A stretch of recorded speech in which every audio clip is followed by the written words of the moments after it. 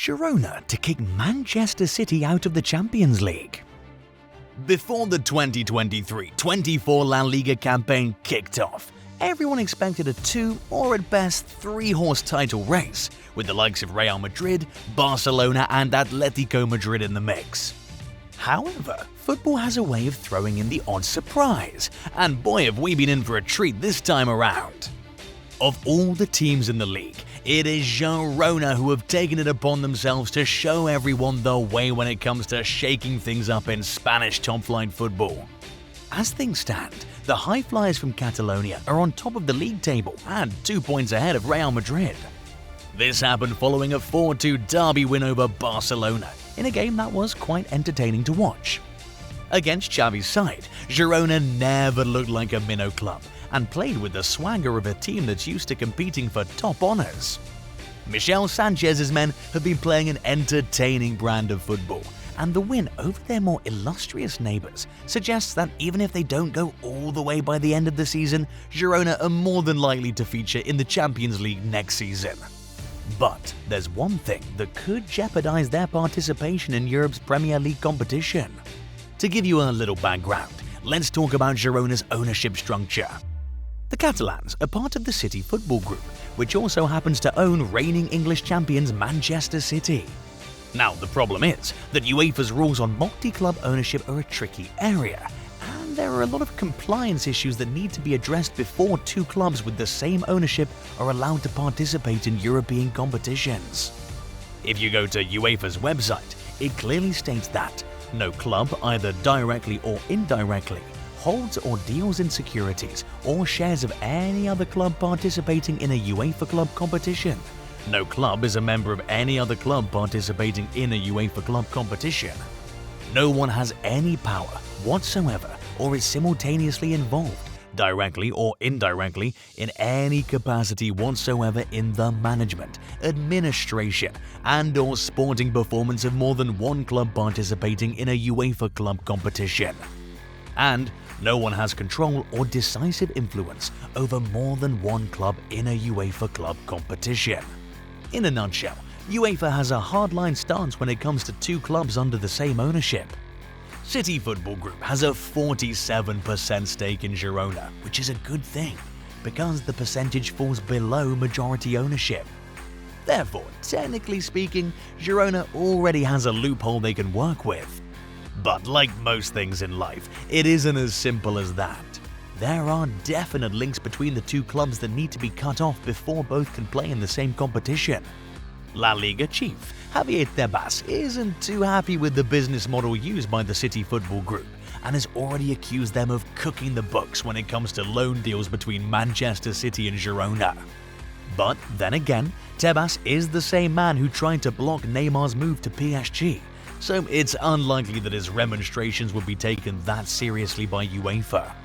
However, there is a conflict of interest here. If you visit the official websites of both teams, you'll see that John McBeath is a director at both clubs. Between 2011 and 2012, he served as the club's interim chief executive.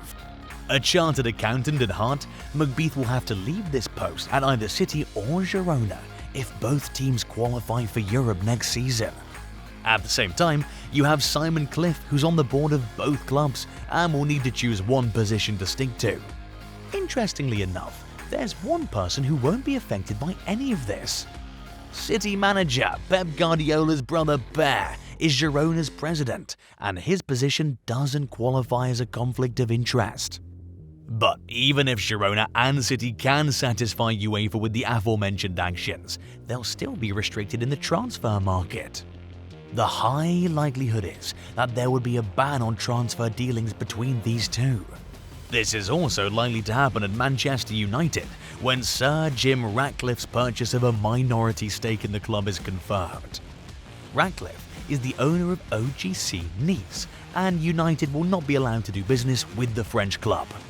So, what happens if both Manchester clubs don't comply with the rules? Quite simple, really.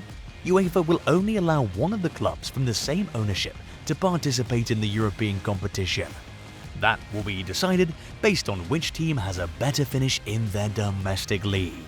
Now, a lot of people have been surprised by this news, but it isn't something very surprising. The multi-club ownership model in Europe was first tested out by Red Bull through Austrian giants RB Salzburg and German outfit RB Leipzig.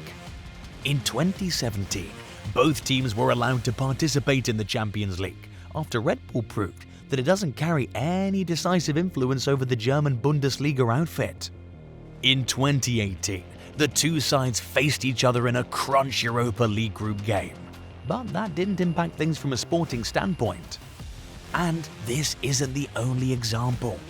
The most recent would come from the summer of 2013, when UEFA cleared Aston Villa, Brighton and Hove Albion, Victoria Sport Club and Royal Union Saint-Gilloise to field their respective sides in the Europa League, after the clubs convinced them that their multi-club ownership models did not create a conflict of interest situation. And even if such teams could struggle to present convincing arguments, things might be different come 2024.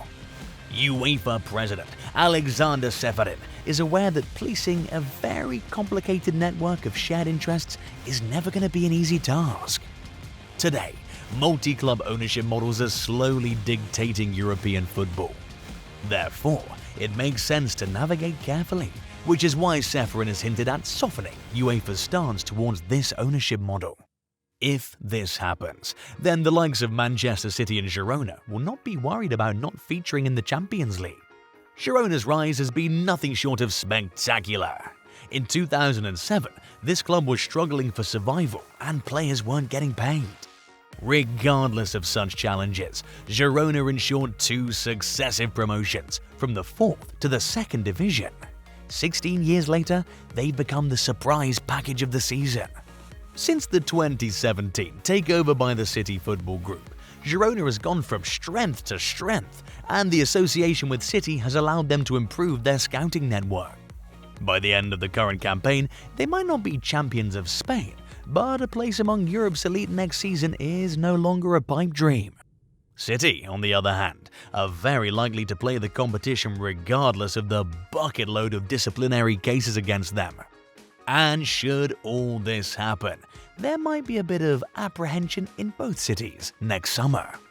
However, it's unlikely that UEFA will come down this hard on both teams, especially Girona, whose recent achievements give hope to many small but promising clubs that they can also punch above their weight if they get their principles right.